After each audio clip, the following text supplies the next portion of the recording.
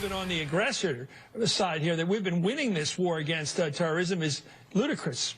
We're facing a new danger now that is going after our people over there, which is threatening to become an actual country. And no one seems willing to take it on in the entire region.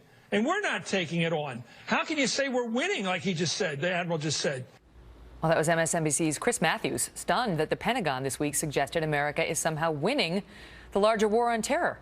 And he is not the only one on the left worried about the way things are going. Bernard Whitman is a Democratic pollster and president of and CEO of Whitman Insight Securities. The president taking heat this week for Dianne Feinstein, saying he's too cautious on this issue. Jane Harman came out. Al Franken's complaining. More and more, we're hearing a growing chorus on the left saying he's not doing enough. Why? Well, I think the fact is America is facing its greatest foreign policy challenge in an awfully long time. The Democrats are in power, and they are feeling heat. And the answer is we need a three-pronged approach. There is no question, I think, that Jane Harman is right.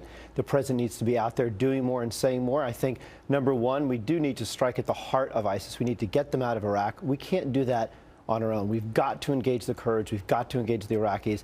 They ultimately will be the ones to really make the big lift. Number two, we have to make sure that they are ready to deal with a resurgence and a reemergence of ISIS. And the only way to do that is to encourage this new government to actually distribute power, distribute resources, get the Sunnis, get the Kurds. We were behind the regime change in Iraq. And number three, I do think that we can take a page out of HW's playbook and put together an international coalition. And frankly, unfortunately, until recent weeks, he's trying all that. Until recent weeks, there was no international pressure to do this. But President Obama is trying all of that, and yet still, you've got criticism coming from corners that are typically behind President Obama. Why? I think we need the president to be more actively engaged, to be forceful, to be at the NATO summit, encouraging the other leaders, including Arab nations, Jordan, Saudi Arabia, to get involved and deal with this. It's going to take an awfully long time. Do you think they are surprised at how he is handling this? Do I think that? No, because Obama is a deliberative thinker. This is not anything new, but he actually does need people from the left and the right around him to sort of help force this issue. I don't think that's a bad thing. I mean, we are a democracy. Deliberative thinking is good. It's very good, especially when you're talking about a potential generational conflict. We're going to send blood and treasure in there. I mean, you know, American troops potentially facing this group.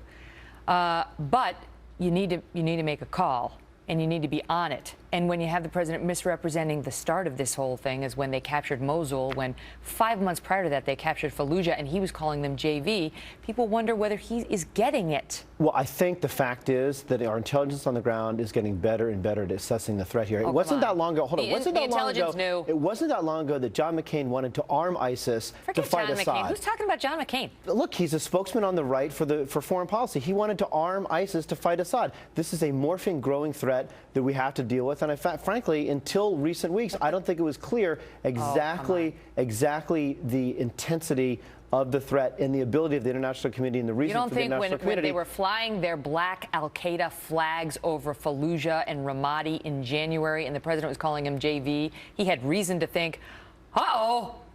Look, I think that the intelligence on the ground obviously didn't pick up the extent to which... Yes, it did. The intelligence, we just reported, Catherine Harris just had this report yesterday. The intel was telling him, the intel community was telling him it's growing and you need to do something about it. But the fact is, do you think the Maliki government was going to be able to support that? And for A, well, and B, we pushed him out last month. Why didn't we push him out last January? Would the American people have supported putting another 150,000 troops in Iraq? Absolutely not. No one's proposing that. Frankly, when the troops were there, that's when ISIS fled out of Iraq into Syria, and that's why we're in the problem we're in today. Always good to see you, Bernard Whitman. Great to see you.